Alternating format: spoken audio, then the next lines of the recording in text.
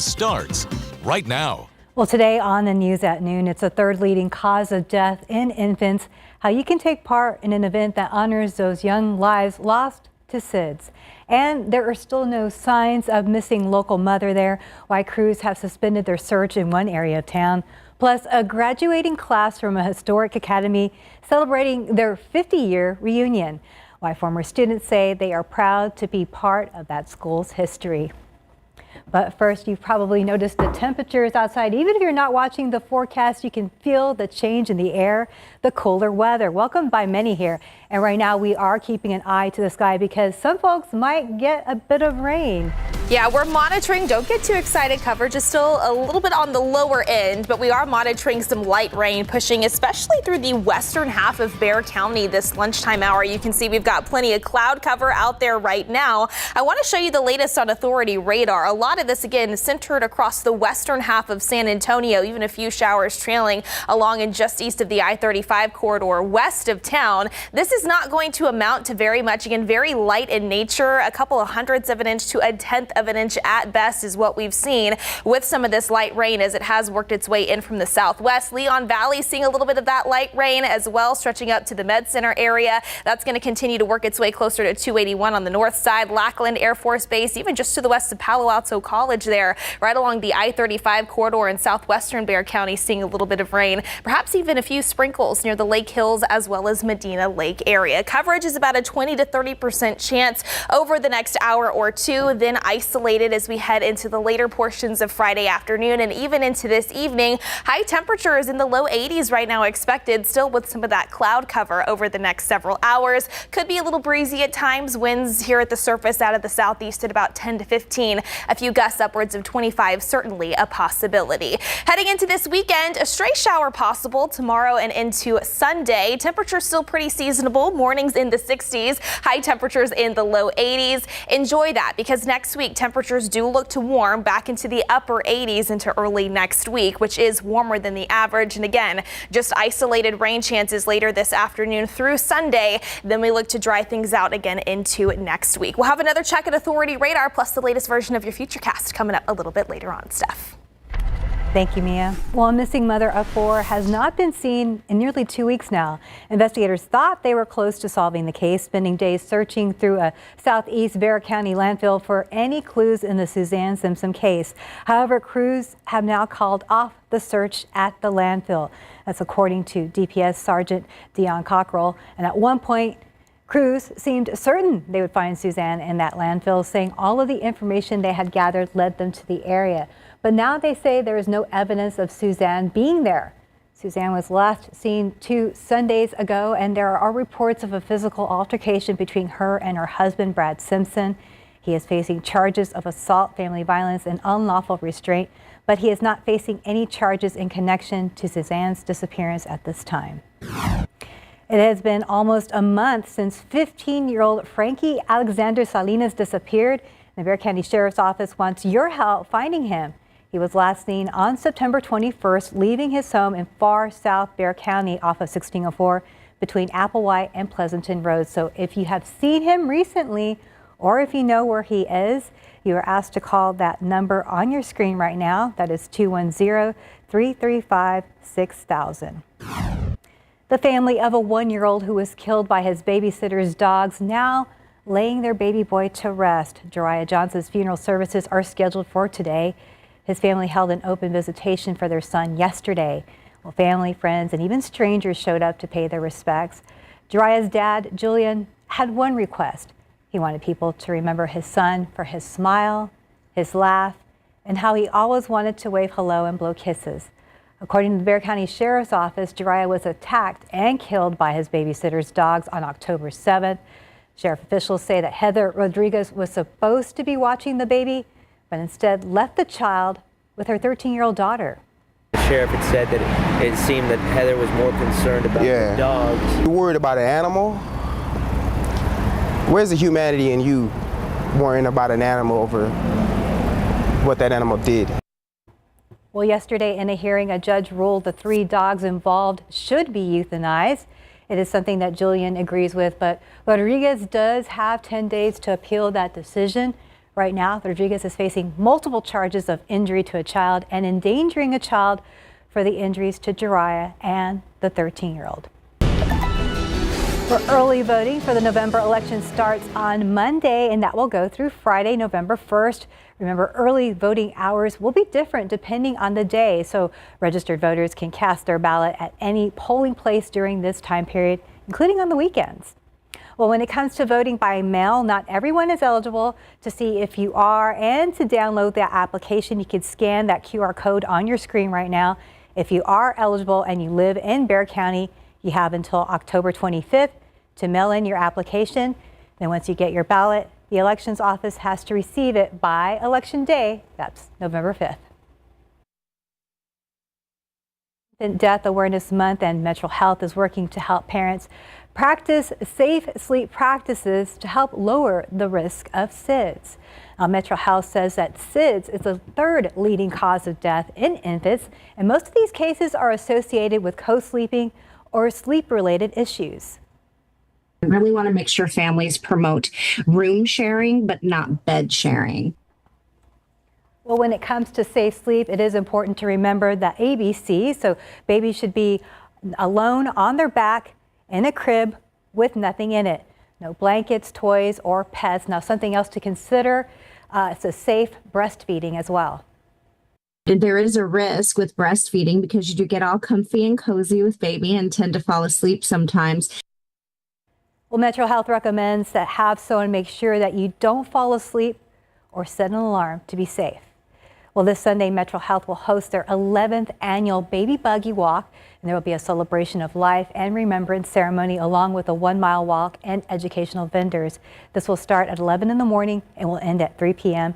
It is at the Ramon C. Quintero Community Center, formerly known as Southside Lions. So you can learn more about the event by going over to our website at KSAT.com.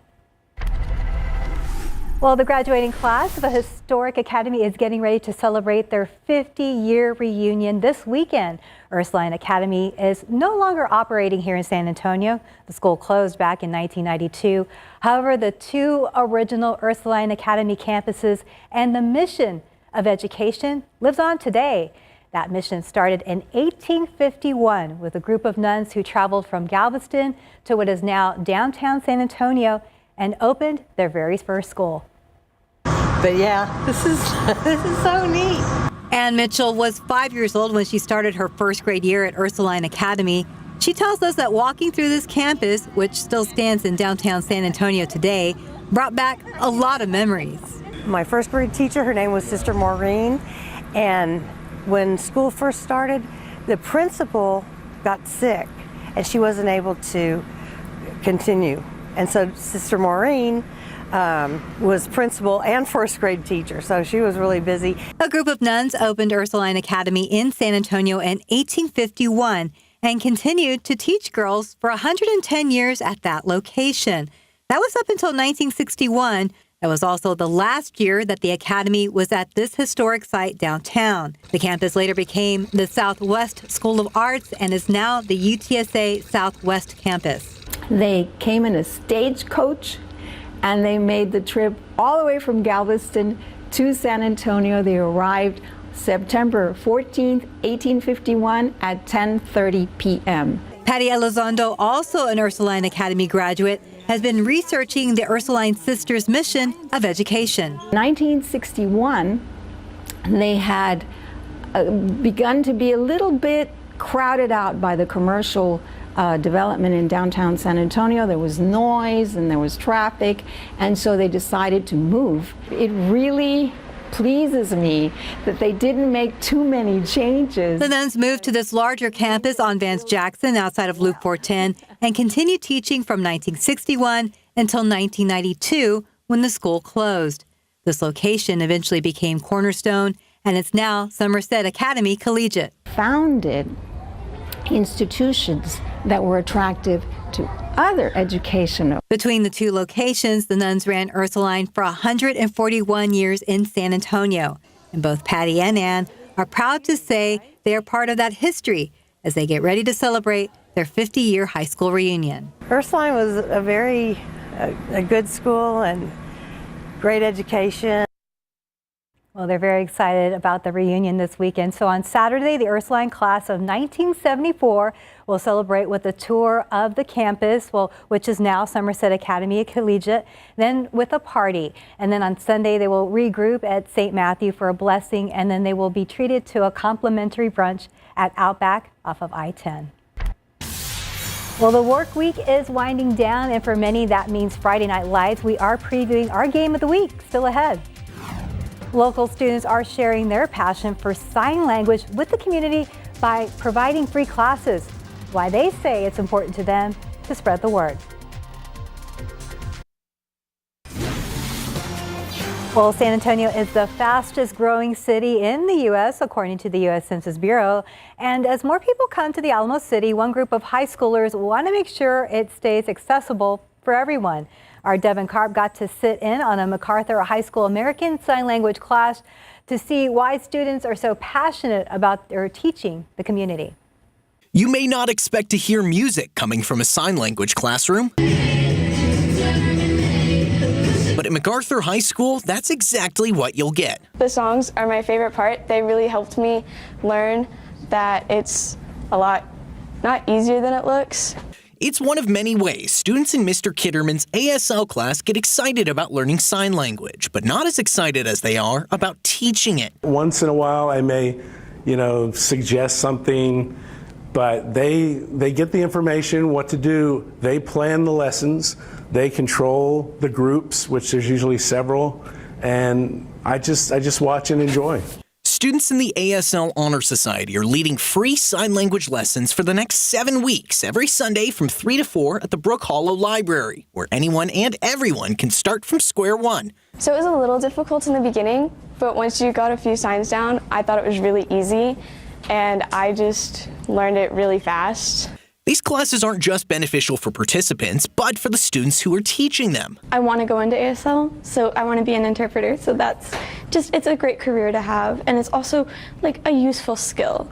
Grace finds herself using ASL all the time. In class, translating at church, signing with her brother, even using it to help with her own mental health. During my freshman year, I had a lot of anxiety, and so I have a really hard time talking when I get anxiety, so ASL really helps with that.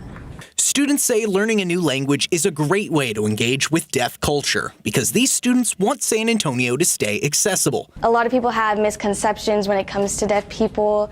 They will think deaf people, they need help or they're in seek of help. They do not need help. They actually want to just communicate with you and have a conversation with you like I'm having with you now. I'm Devin Karp, KSAT 12 News. Let's look out there with live cam. It's been pretty afternoons lately and those mornings nice and cool, like a real fall out there. Like a real fall, and enjoy it because we're going to start to see temperatures warm up, not just this weekend, but really into early next week as well. We, of course, are still monitoring a little bit of light rain pushing through the western half of Bexar County. It's not going to amount to much, unfortunately, but take a look at the aquifer level for this Friday as we get ready to wrap up the work week. It's up 0.2 of a foot at 626. In terms of today's pollen count, ragweed is still moderate at 160. Molds fall into the low category. Pigweed is also low. Another check at Authority Radar coming up after the break.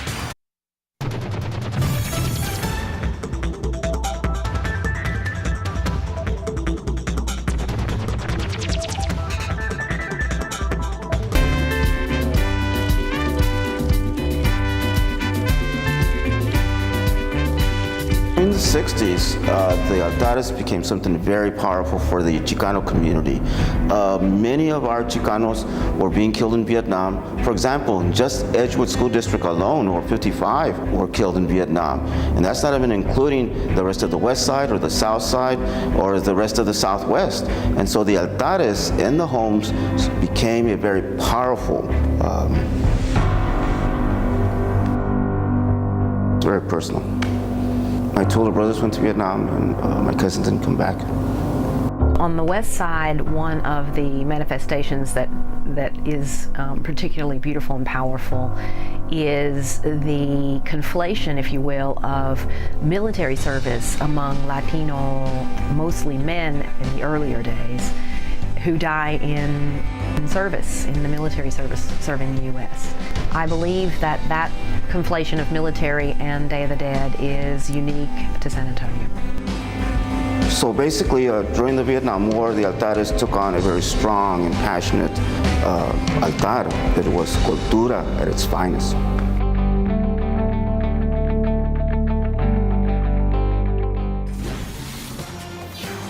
Oh, it's interesting to hear stories around Dia de los Muertos, for sure. Yeah, absolutely. And, hopefully weather will cooperate for Muertos Fest happening next weekend. I know we have Light the Night happening this weekend, so there's just obviously a lot going on this time of year.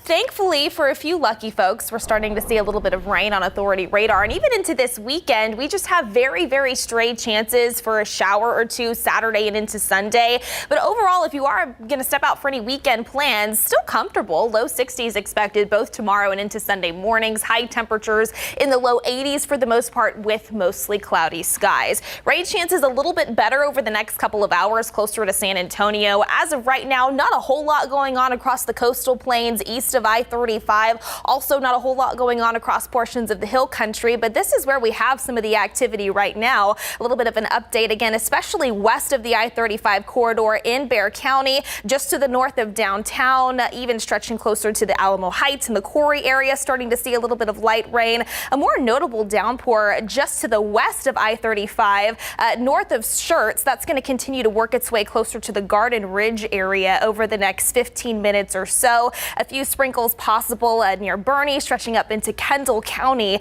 Again, this is not really going to amount to very much over the next couple of hours. Generally, we've seen a few hundredths of an inch to a tenth of an inch at best, and that's generally what you can expect as this works its way farther up to the north as well as the east. Pretty isolated though throughout the remainder of this Friday. Mostly cloudy skies expected over the next couple of hours. We'll keep that 20% chance going by 2-3 p.m. especially west of the I-35 corridor. A few more isolated splash and dash showers not completely out of the question by about 6 to 7 p.m. Generally, we'll keep that stray chance in the forecast through about 9 o'clock this evening before whatever is left out there on Authority radar looks to die down later on tonight. But as we zoom this out and take a look at the big picture, high pressure and control near the Great Lakes area, you can see there is not a whole lot going on across the eastern half of the lower 48. A little bit of a different story though across the western half of the country thanks to this low pressure system that's digging down into the desert southwest. Notice our winds in the upper levels of the atmosphere thanks to where we are positioned in relation to that area of low pressure out of the southwest. So it's starting to give us just a little bit more of that energy to help keep those isolated rain chances going for the next couple of hours here in south central Texas. But as we advance this on in time into the upcoming weekend, instead of this area of low pressure moving due east, it looks to deflect farther up to the north, which is why we just have a 10 to 20% chance at best in the forecast. Wish they could be a little bit higher over the next couple of days because we would definitely take the rain. High pressure starting to move in as we look ahead to early next week, which oftentimes than not means that our rain chances are not as high. A little bit of a drier outlook expected for us here in San Antonio and across much of the state. You can see over the next week or so the better rain chances across portions of the Texas Panhandle and even stretching into New Mexico. I have been checking the 5-minute observations from San Antonio International. So far, no measurable rain just yet. Hopefully we can find at least 1/100th of an inch of rain because as of yesterday, that makes 42 consecutive dry days here in San Antonio without measurable rainfall. That's actually the longest stretch of dry days that we have seen since 2015. So I'll continue to keep you posted on that throughout the remainder of the newscast. Let's talk temperatures again this morning. Not quite as chilly as what we saw yesterday, but still low 60s is where we started off the day here in town. As of right now, again, we have the cloud cover in place. We're in the low 70s, but already 80 degrees in Seguin, where you really haven't seen any rainfall, unfortunately, today. We've got a forecast high in the low 80s here in town. It's going to be dependent on how long this light rain sticks around over the next couple of hours, as well as the cloud cover. Generally, if you're stepping out for any evening plans, we'll continue to see those temperatures fall into the 70s by and after dinner time. Looking ahead again this weekend, just a stray chance for rain tomorrow and into Sunday. High temperatures in the 80s, low still in the 60s. We'll start to warm things back up into the upper 80s as we look ahead to next week. And unfortunately, Steph, no notable chances for rain there either. Thanks, Mia. Our theme of the week is in the 46-year drought. We haven't had a district title here in 46 years, and we know that this game is going to have a great impact on who wins the district title for this district. Well, Coach Mull and his Burbank Bulldogs are looking to make some school history. But first, they have to get through Sam Houston in big board sports.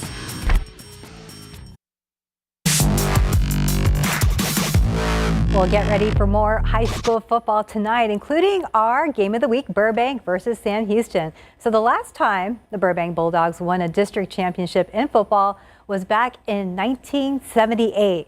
Jimmy Carter was president of the U.S. and the average price of gas was 65 cents per gallon. So the Bulldogs enter our game of the week this Friday night, 4-2 overall and 2-0 in district 12-5A.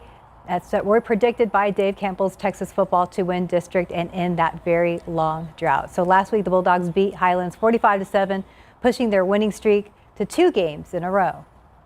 It's important that we keep the momentum because we got a big team coming up, and we know that this game could lead up to whoever is going to win district, and we just got to continue being the most physical team in SISD and just don't let up and keep on getting better as the week goes on. You know, Sam Houston, they always come with a lot of energy. They always come high intensity football. They have a lot of speed on their side of the ball, so you know, it just wakes us up to let them know that they're here, and we just got to play with our Bulldog way. Like I said, they're very well coached. Their speed, and I had a coach when I was in high school that always said, how do you stop speed? You hit it. And we're going to have to be the more physical team because they are faster than us. So, all week long we talk about being the more physical team, winning in the trenches, and that's what it's going to take to win the game. Well, the Sam Houston Hurricanes enter our game of the week, 4-3 and 3-0 in district action. So far in district games, the Canes have knocked off Bracket Ridge, Edison, and Lanier. And just like Burbank, they're undefeated in district play, and they want to keep it that way. So they know Burbank is a really good team, thanks in large part to quarterback Kevin Hernandez. I know their QB, Scrambler, man. He does his stuff. We got to make sure we keep him contained, keep him inside the pocket, and not let him loose. Absolutely. This is the number 1 seed spot right here. Whoever win it, take it off. Burbank, yeah, they're a good football team. They got a good D-line, got good defense, got good offense, got good quarterback, but we could get on top of them fast. We're going to win this ball game. Very tough, man. Tough O-line, tough D-line. Great athletes, man. Good quarterback. Just ready to get after it, man. But no, got a lot of respect for them. Haven't beat them in 2 years. This is my 3rd year going against them. So definitely want to break that streak for sure. Well, once again, our game of the week is tonight. That is Sam Houston versus Burbank. This is 7 p.m. at the SAISD Sports Complex. And it is week 8 of the high school football season, so there's plenty of more games to catch all around the community. You can see the full schedule on KSAT.com or the BGC app. Well, it seems these prices are up everywhere you look. So we're going to hear one more potential hike, why being a Girl Scout could soon cost you more. Looking out there with live cam, what a pleasant Friday afternoon. Also, just to know that there are chances of rain here and there. We have, a little bit of rain. You can kind of see some of the gloomier skies out there on live cam. This is taking a look back towards the airport there near 281 and 410 on the north side of San Antonio.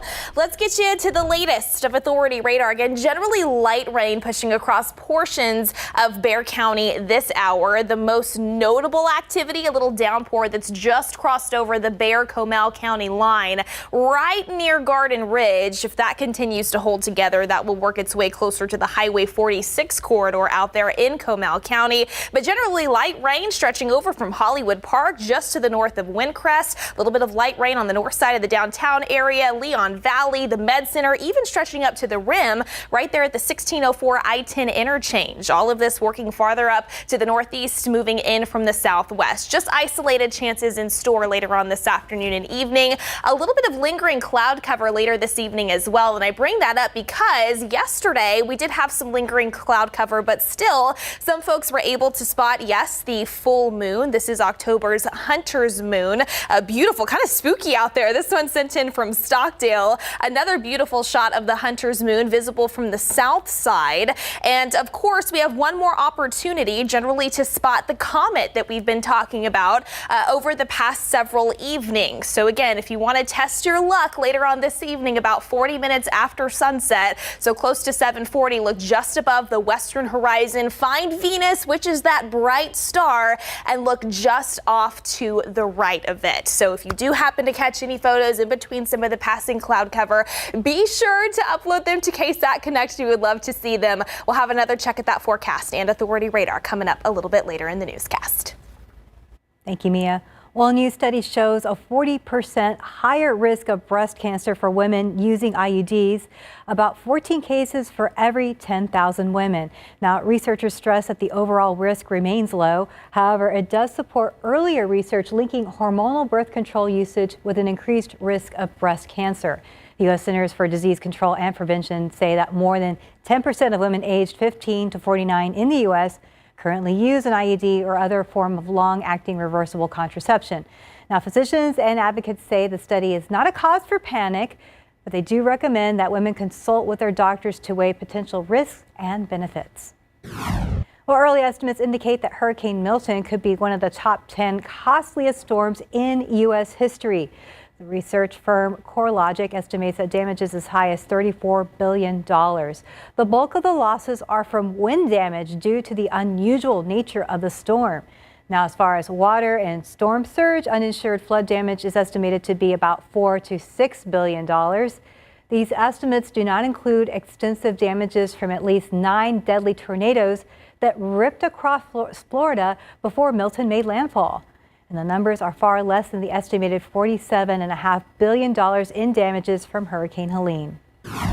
Well, Israel troops say they killed a Hamas leader, and President Biden and Vice President Harris both think it is an opportunity to free hostages held by the militant group and in the war in Gaza. The killed leader is considered the mastermind behind the October 7th terror attack on Israel that prompted war in Gaza and wider regional conflict. Now, he was killed by Israeli forces in the Gaza Strip. That's according to the Israel Defense Forces. U.S. officials are optimistic this latest development might breathe new life into ceasefire talks that have failed to produce a breakthrough for months. Well, a D.C. federal judge has rejected former President Donald Trump's request to pause the release of documents from his election subversion case. Yesterday, Trump's attorneys said that withholding the documents could be seen as election interference. However, a judge said not doing so would also potentially interfere in the election. The documents from the Department of Justice are likely included redactions and will be released today. The election documents are an appendix related to special counsel's Jack Smith's immunity filing. It lays out many details of the case against Trump after the November presidential election. Defense attorneys argue the release of charged allegations and documents during early voting creates a concerning appearance. However, the judge said the court will continue to keep any political considerations out of its decision-making. The Girl Scouts of the USA are voting whether to raise membership dues from $25 a year to $85 a year. So that's a 240% hike per scout. Membership dues are the organization's largest source of revenue.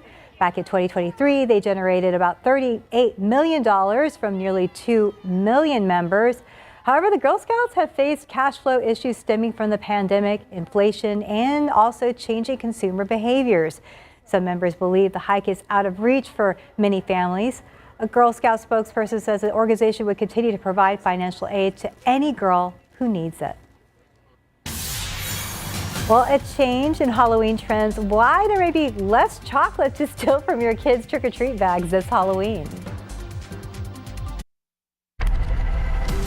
I feel like the week overall was awesome just because of that little cold front that we got. And really it was an interesting week because we started off the week with record-setting temperatures, but then we had that front work in on Wednesday, cooler weather, and now as you see out there with live cam, a little bit of light rain that continues to push across parts of the San Antonio area. We'll talk about that in just a second. I do want to talk about the tropics. This time last week, of course, we were dealing with the aftermath of Milton out there in Florida. There are 2 areas of interest. One, a very low chance of development north of the Dominican Republic and Puerto Rico. Another one south of Cancun and south of the Yucatan Peninsula. This one has a medium chance for development over the next week. Both of these, though, do not look to be a concern for us here in South Central Texas. Another check at the radar coming right up.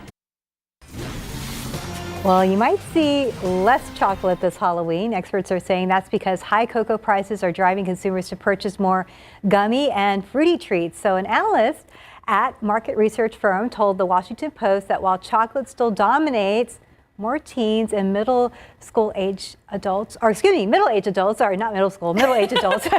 leaning towards gummy and sour candy. So yeah, real adults, okay. Yeah. Well, one reason is because they tend to be less expensive. Another reason, there's now a broader range of flavors to choose from. Well, I could see that. Well, so actually at my daughter's school, they have and I'm sure a lot of places that will have trunk of treats. Yeah. You know, where they kind of set up, decorations, everything out of the trunk of the car, and then the little kids will go from car to car. They actually are asked sometimes don't send chocolate because it melts very easily. That makes sense. Yeah. If you had to choose a favorite Halloween candy, what would it be? It would be chocolate. It would be chocolate. Hershey's, good old Hershey's. That's a classic. Yeah. That's a staple. I'd have to go with Skittles, I think. Skittles, kind of on the fruity side. I remember trick-or-treating around Floresville one year whenever I was little. There was this house that gave out those giant popcorn balls. You remember what I'm talking about? Those big popcorn balls? Those are fancy. They were so fancy. We're like, every year we got to go by that house and we trick-or-treat. So I liked getting the popcorn balls, Yeah, that's a good idea. It's kind of cool. Kind of set yourself apart a little bit. Yeah, right, exactly. All right, well, today is setting itself apart over the last several days because we actually have some light rain pushing across parts of San Antonio still as we get ready to approach the top of the 1 p.m. hour. Still nothing officially, minus a trace of rain at San Antonio International, which is the official climate site for the Alamo City. Alamo Heights, though, just to the south, about 1/100th of an inch. Leon Valley, 3/100ths of an inch. 4 over at Lackland, 3 off to the south near the Palo Alto area. As we take a look a little bit farther off to the southwest, just over 1/10 of an inch was found near Somerset, one of the better totals that I've seen, about 2/10 west of Poteet, 5/100ths just to the southeast of Divine. So again, this is very, very light. Still, though, it could make for a few slick spots out there on area roadways if you are about to step out over the next hour or so here in San Antonio, and even up north near Canyon Lake, New Braunfels, Bulverde. You may want the umbrella just to be on the safe side, but this is what we're looking at right now. Again, some moderate to even a little bit of heavy rain just to the west of New Braunfels. That's going to approach the Highway 46 corridor over the next 20 minutes or so. Hollywood Park seeing a little bit of light rain as well. Same in Chavano Park, stretching down to San Antonio International. So hopefully we see a little bit of rain recorded here over the next 30 minutes. A lot of this starting to come to an end, though, on the far southwest side of town. Just a few lingering sprinkles possible there near Lackland and I-35. We'll, of course, continue to keep you posted. It is a 20% chance throughout the remainder of this Friday, just a very minimal 10% shot over the next 48 hours this weekend before we, unfortunately, dry things out into next week. And I say unfortunately because it has been over 1,100 days since all of South Central Texas was last considered to be drought-free.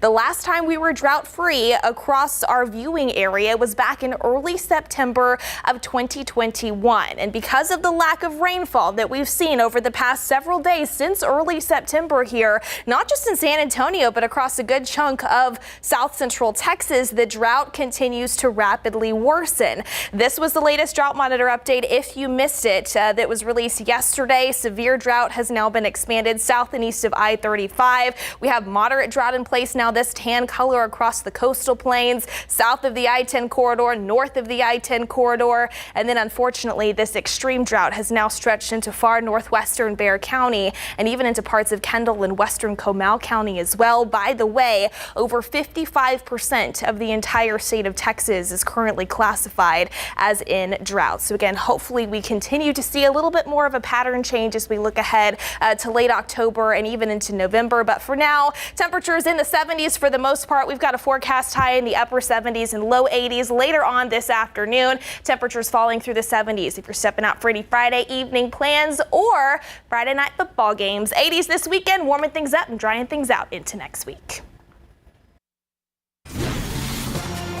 October is the month of horror, and some of our KSAT staff shared their top picks for scary movies. SA Live's resident film enthusiast, John Marr, breaks down these freaky flicks. I'm your resident film enthusiast, John Marr. October is the month for horror movies, and today I'm breaking down our staff's pick for their favorite scary movie. Also, we thought it would be fun if I was a floating head for this. Okay, Rob, what is your favorite scary movie? Probably, I like scary movies. I like a lot of them. Probably, I'd say Insidious. Great pick, Rob. Insidious is a 2010 supernatural horror film directed by James Wan and written by Lee Winnell. And it stars Patrick Wilson and Rose Byrne. The story centers on a married couple whose boy inexplicably enters a comatose state and becomes a vessel for a variety of demonic entities. It's not the house that's haunted. It's your son. The film is followed by 2 sequels, Insidious Chapter 2 and Insidious The Red Door, plus 2 prequels, Insidious Chapter 3 and Insidious The Last Key. Creepy. On the scary movie scale, we are giving this one 5 screams out of 5 screams. I don't even know if it's a scary movie, but The Elephant Man. Next, The Elephant Man is a 1980 biopic loosely based on the life of Joseph Merrick, referred to as John Merrick in the film. He's a severely deformed man with something like Proteus syndrome, who lived in London in the late 19th century. The film was directed by David Lynch and was shot in black and white. I've also heard that Mel Brooks had a large part in the producing of this movie. This movie is beautiful and deeply sad. I am not an animal. Freak hunting. This is monstrous. On the scary movie scale, we are giving this 3 out of 5 screams because the scariest part of this movie is the harsh reality of living in society. I don't think this qualifies as a horror movie, but it creeps me out every time I watch it. But it's a really great film, and it's The Silence of the Lambs, directed by the great Jonathan Demme. Our director Jeff knows his movies. Silence of the Lambs is a 1991 psychological horror thriller adapted from Thomas Harris's 1988 novel of the same name. It stars Jodie Foster as Clarice Starling, a young FBI trainee who is hunting a serial killer named Buffalo Bill, who skins his female victims. To catch him, she seeks the advice of an imprisoned Hannibal Lecter, played by Anthony Hopkins, who is a brilliant psychiatrist and cannibalistic serial killer. Thank you, Clarice. That scene with the night vision goggles was terrifying. Put the lotion in the basket because we're giving this movie 5 screams out of 5 screams on the scary movie scale. Steven, what's your favorite scary movie? That would be Stephen King's It, the original. This is not to be confused with the 2017 film version. This is a 1990 2-part psychological horror drama miniseries adapted from Stephen King's 1986 novel of the same name. Tim Curry is brilliant, and I hate clowns, so we're giving this 5 screams out of 5 screams on the scary movie scale. Saw 1. Saw is a horror franchise created by Australian filmmakers James Wan and Lee Winnell, just like Insidious. 2 men find themselves on opposite sides of a dead body, each with specific instructions to kill the other or face the consequences. The series revolves around the fictional serial killer John Jigsaw Kramer and his apprentices. You saw this coming. We're giving this 5 out of 5 screams. It's gonna be Hocus Pocus. Aw, sweet, sweet Jada. If only the rest of the world had your heart. Are you broads a little old to be trick-or-treating? All right, sisters, 'tis time. On the scary movie scale, we are giving this a half a scream out of 5 screams because, let's be honest, the scariest thing about this is Bette Midler. Yes? What's your favorite scary movie? As above, so below. It is presented as found footage of a documentary crew's experience exploring the catacombs of Paris and is loosely based on the 9 circles of hell from Dante's 14th century poem, Divine Comedy. We are giving this 5 out of 5 screams. All right, Diana, so what's your favorite scary movie? Army of Darkness. Army of Darkness is a 1992 dark fantasy comedy directed, co-written, and co-edited by Sam Raimi. The film is the 3rd installment in the Evil Dead series and the sequel to Evil Dead 2. Do you have like a thing for Bruce Campbell? You know what? I love Bruce Campbell so very much. Groovy. It follows Ash Williams, played by Bruce Campbell, as he is trapped in the Middle Ages and battles the undead in his quest to return to the present. Moments in this movie did scare me when I was younger, but it also had me dying of laughter. On the scary movie scale, we are giving this one 3 out of 5 screams and 1 laughing face. I don't know if you're a big enough fan. The Exorcist. The Exorcist is one of the most profitable horror movies ever made and is loosely based on actual events. When a mysterious entity possesses a young girl, she starts acting odd, levitating, speaking in tongues. We all know how puberty goes. Her mother seeks the help of 2 Catholic priests to save her life. On the scary movie scale, we're giving this 5 out of 5 screams with an additional ghosty emoji. Aw, look how cute that is. That's it for our staff's top picks for scary movies. I'm John Marr. Stay scared out there. All right, one final check at Authority radar. Light rain coming to an end for many, a little bit across the northern half of Bexar County and into Comal County. Very isolated this afternoon. All right, we want to say hello to our visitors, some 5th graders from Vineyard Ranch Elementary School. Happy Friday, guys.